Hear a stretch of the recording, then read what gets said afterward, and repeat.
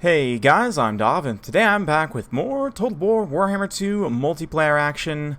I wanted to talk a little bit today about Vampire Coast and High Elves and just about sort of healing in general. So as some of you guys may know, I've been playing the Coast recently without using Lore of Vampires. I've been trying to take Lore of Deeps as much as I can. So we've done that again here. We've got Arnessa Saltspite leading the way, Lamprey's Revenge, some Fellbats, whole mess of zombies as you would expect, one big heavy crab, and a Carronade. As for my opponent, he's got two Noble Chariots plus a Lario, which is a very common pick in this matchup and a few others. We've also got 4 units of Dryads, very good here. Lothern Seaguard and Archers. We've also got some Spearmen and 2 Silver Helms. So a nice wide High Elf army. That is typically the way you want to go against the Vampire Coast. You can see that Carronade already tagged Noble there. Got a pretty decent hit in. Alariel, of course, being one of the premier healers in the game with her Star of Avalorn and access to Earthblood. She can put out a lot of healing, especially with single entity models like these Noble Chariots. Vampire Coast, of course, can bring healing, but I decided not to, instead opting for the Lore of the Deeps here. And for spells, I've got Fog of the Damned to debuff leadership and melee attack, and Kraken's Pull. I actually did not mean to take Kraken's Pull. I had meant to take Van Geist's Revenge because it's a lot more fun, but we've got Kraken's Pull, so we're going to use it. Right off the bat, frontline engagement going to be getting underway. The one heavy crab moves in, starts to soak up all the missiles, which is just fine with me, and bat around the little tree folk. Meanwhile, some of these engagements will go quite well for the Dryads, but like right here, for example, where the Dryads get mostly surrounded by zombies, they are also going to take a little bit of Overwatch fire from those pistols, so it will be a pretty rough time for them. Meanwhile, we've got some mobile units making their way up and around the flank. Same thing with these Silver Helms here, just trying to collapse as much of my infantry as quickly as they can. And again, some of these deckhands not doing particularly well, but of course the Crab able to smash out some of those units just fine. Making our way forward here to start to drop some magic as well, and the Carronade unleashing some shots on those Silver Helms. Unfortunately, because the Black Spot are guarding them at a bit of a weird angle here, the Carronade's not getting that great of fire, but looks like Arcane Unforging on the Rotting Leviathan, just trying to do some single entity damage. There's a cannon hit, and now we're going to unleash the Kraken's Pull. It's certainly a very flashy looking spell, and it definitely does some pretty good damage here, especially to these Silver Helms. You can see almost like better than Pit of Shades even, and I want to say it also comes with a speed debuff component as well. So really nice spell there. Honestly, might be taking that more often, but able to kind of bust up that blob a little bit. Meanwhile, in the back line, this Noble Chariot did get in and wreck the Carronades, which is not the best, but Lamprey's Revenge and the Rotting Leviathan making their way over to start to deal with him. Arnessa, of course, as well, with her anti-large armor piercing, will be quite good at going after those Noble Chariots. The Spearfisher's Net certainly helps as well. Just using these bats to try and bog down some of these archers for the time being, but things are still very, very even. It's definitely going to be a bit of a bump and grind here. This is a great engagement for me, though. Zombie polearms into these Silver Helms, or should we call them lime kebabs? Because, I mean, look at those lances, man. That is just a bright shade of green. They'll be fighting there for some time. Definitely not going to be great, but this is also a pretty good engagement for the High Elves here. Dryads getting in to the Black Spot here. The Black Spot trying to provide some Overwatch fire onto some of these armored units over here. The Dryads definitely will match up very well against them, so I'm going to try and pull them back as the Crab deals with the Dryads. Meanwhile, we're going to throw down one more Kraken's Pull here. My opponent sees it coming a little bit and tries to dodge somewhat with some of these archers and so on, but the tentacles are going to come in here and rip up some of those High Elves pretty decently, do some good HP damage there. And I'm just trying to move back to secure, see if we can't keep these Black Spot online. Silver Helms get terrified away, and these Dryads likely will as well. I actually believe Dryads are immune to psychology baseline, so another good reason to pick them here. Yes, they are. So some units which have...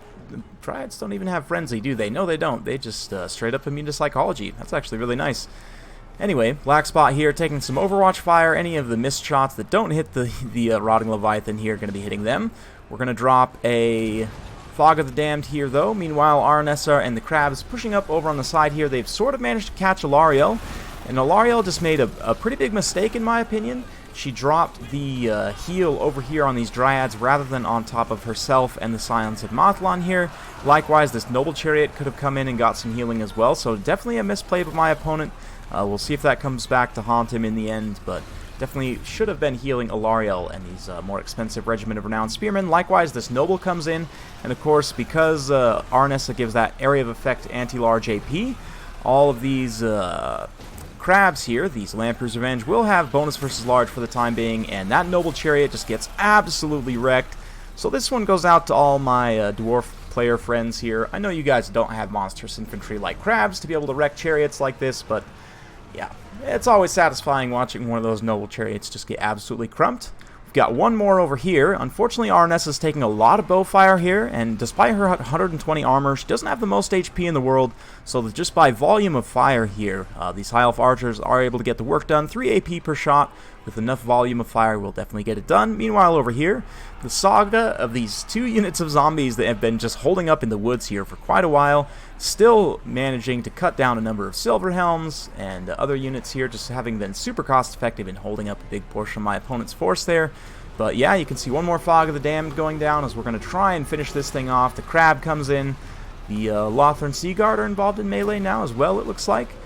But just all the crabs getting in here. We're going to be dropping debuffs on Alariel herself, if we can. Here comes Arnessa, gets in here, and again, with the anti-large, that crab gets even scarier. It's basically like better than an Arachnrock spider right now, but I want to say what? +8 bonus versus large isn't huge, but it's definitely something. Absolutely. And I really like Fog of the Damned here as well, again, because High Elves tend to have really good attack stats. Definitely can be very useful. You can see Earthblood from Alariel there. She's got the Spearfisher's Net. I'm trying desperately to finish her off so that we can get this battle over with. You can see the balance powers tipped slightly in my favor here. Taunt and Spearfisher's Net both on Alariel, and she's still got 13 melee defense somehow.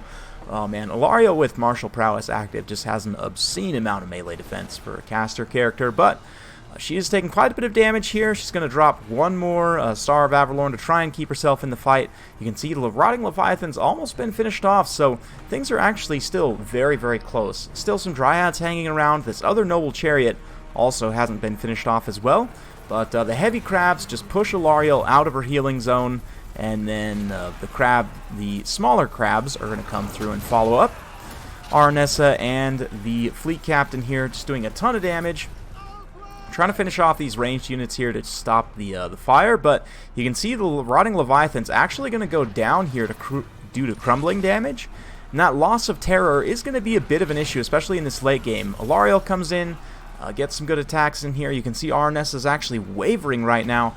If Arnessa is able to be routed, that might bring the balance of power back. You can see it was heavily in my favor, but at this point, actually now back towards even. Alariel comes in, gets a good hit on Arnessa here.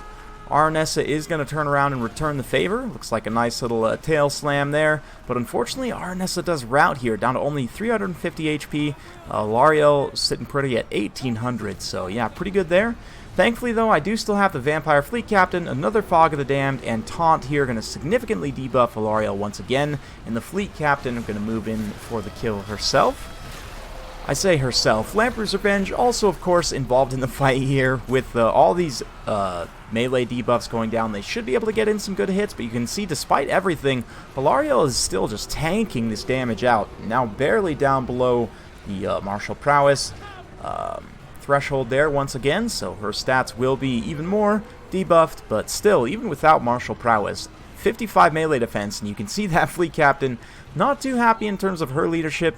These true MVP zombies, though, that had won the battle for the woods are going to come over here and support. Arnessa also returns from routing, so I'm pretty confident now we can finish things up. There's not a lot that can deal with the Lamprey's Revenge in this late game anyway. I mean, certainly Lothern Seaguard with their anti-large can do a little bit, but the heavy armor and regeneration of the Lamprey's Revenge means that they won't they won't take a whole lot of damage. So I guess, you know, I was talking about a build without healing. I guess the Lamprey's Revenge technically did have self-healing. But you can see how, despite this being a very long, kind of grindy, atrocious game, I was still able to win without using healing against a faction, and specifically a build that was very much focused around that. So, would I say that you always need healing? Not necessarily. Is it always competitive to bring healing when you can? Not necessarily always. Certainly for some factions more so than others, and High Elves being one of those factions that, just because of their design, you know, inherently they're going to benefit more from really strong healing because they have generally low HP, low model count armies. You generally tend to take a lot of elites, so you want to try and keep them alive. So from the High Elves perspective, makes a lot of sense. For the Vampire Coast, I mean, your combat stats are pretty terrible, you know, pound for pound, at least for some units, but you have range firepower to sort of compensate for that, right? Likewise, you can bring some pretty effective horde builds, and your other lores of magic really give you some other good utility as well. So I would say for the Vampire Coast, probably you're better off to bring healing in a competitive sense, but actually, Vampire Coast, out of many of the factions which rely on healing, I think can get away with without using it, more so than like the High Elves or the Vampire Counts, for example, just because you have a number of really strong units, definitely kind of shine through here. Lamprey's Revenge are just so good that armor-piercing crab with regeneration, and the missiles on the back are just icing on the cake. 114 kills for the Rotting Leviathan as well. Honestly, the Kraken's pull ended up being okay. Still probably wish I would have had Van Geist's Revenge just because it's a bit flashier and more fun. But that Kraken's pull definitely still a pretty good spell. Also, 21 kills for Aranessa herself, mostly going after expensive characters here. But for my opponent, you can see the Dryads did trade very well. A couple of them even picking up some XP chevrons. 134, 42, 144, and 90 kills. So you can see the one that got kind of stomped out by the crab did poorly. All the others performed very well. Despite the Silver Helms being thrown into some rough situations, they also performed quite nicely. As for how the build, you know, the nobles did well, I get bringing the nobles on the chariots. If we go ahead and just quickly have a look here, I want to say the nobles have more health. In fact, I'm like 99% positive they have more health on the chariots. That being said, the armored monsters of the Vampire Coast can be somewhat of an issue in this matchup, so while I do understand bringing the chariot to kind of break through and get on top of ranged units, I do think that bringing the noble on the horse might be a little bit better here. You did get significantly less HP, but better combat stats, and obviously the important part, anti-large armor piercing. It's going to be very, very key to help taking down those big, you know, like the crabs especially. Lamprey's Revenge. Also, if you run into something like Necrofex Colossus, that likewise can be very nice to have the noble against, obviously. Characters on horses or horse-sized things, generally the Colossi are terrible at fighting, so a noble is quite good here. Also, the Handmaiden can be a decent option as well. So if you put her on a horse and kit her out the same cost, she has lower armor, slightly faster speed, slightly less melee attack, but better melee defense, more total weapon strength, not as much armor piercing, but she does have an armor piercing missile attack. So honestly, the Handmaiden can possibly be a better option here. The missile attack will allow you to sort of snipe out enemy artillery pieces and other high value targets at a distance. Because she is very accurate, she can reliably hit something like a carronade at a distance. So I'd be tempted to maybe bring double Handmaiden instead of double noble here. Bring them on horses. And then obviously Alariel on a horse is a good idea as well. Would definitely take Earthblood, and Arcane and Forging is not a bad pick here, certainly. I don't know if I would invest quite so much into an Overcast version as my opponent did there, but I might bring Arcane and Forging. Alternately, I might bring Banishment, just to try and throw out some big area of effect damage to blow up a bunch of zombies. They're not going to be able to dodge this very effectively, and if you throw it right in the middle of their formation, you have the potential to get a ton of kills, right? So Star of Avalorn, of course, very good. Shield Son of Asia we're also going to take. I generally don't take the Stave of Avalorn because it no longer reduces the cost of Earthblood, and typically you don't necessarily need the improved power recharge rate and reduced miscast chance. So for the rest of the build here, we're going to mostly kit it out the same. I guess if I was going to be kitting it out the same, we better be under Avalorn because I do need those Dryads, I would say. Do like that pick quite a bit here. So let's just get the Heroic Core intact. And we'll take the Dryads, 4 Dryads. The Spearmen, I think I'm going to opt against the Regiment of Renowned Spearmen for now. And we'll just kind of see where the funds leave us. Couple Archers, Lothern Sea Guard aren't a bad idea as well. And yeah, the 2 Silver Helms, also, again, decent. I might actually alternately swap them out for Illyrian Reavers, just so I can bring more units to the table. And at this point, you can see we've still got some funds left, due to some of the cost-cutting measures, and just generally, you know, cheapening things out a little bit here. I guess I do need to take these 2 items, so let's not forget those. And with about 800 points left, you could do a couple of different things. A Great Eagle, actually, believe it or not, might not be a bad pick here. Because of its incredibly fast speed and high charge bonus, you might be able to get into the back line, and at the very least, like, distracted Necrofex Colossus, maybe get on some zombie guns or something, distract an artillery piece. Alternately, if you don't want to play quite as strong in the mobile game, you could go for a Bolt Thrower. Try and counter artillery fire and just generally take out high value targets at a distance. Can synergize quite well with the Handmaidens to take out enemy artillery and then go after high value targets like crabs, for example. So something like this I think might be pretty solid. Let me know down in the comments below though what you guys think of the builds. Hopefully you enjoyed. If you do like this sort of content, be sure to like, subscribe, hit that bell notification button so every time I upload a new video, you'll be notified. Thanks again for watching, and we'll see you next time.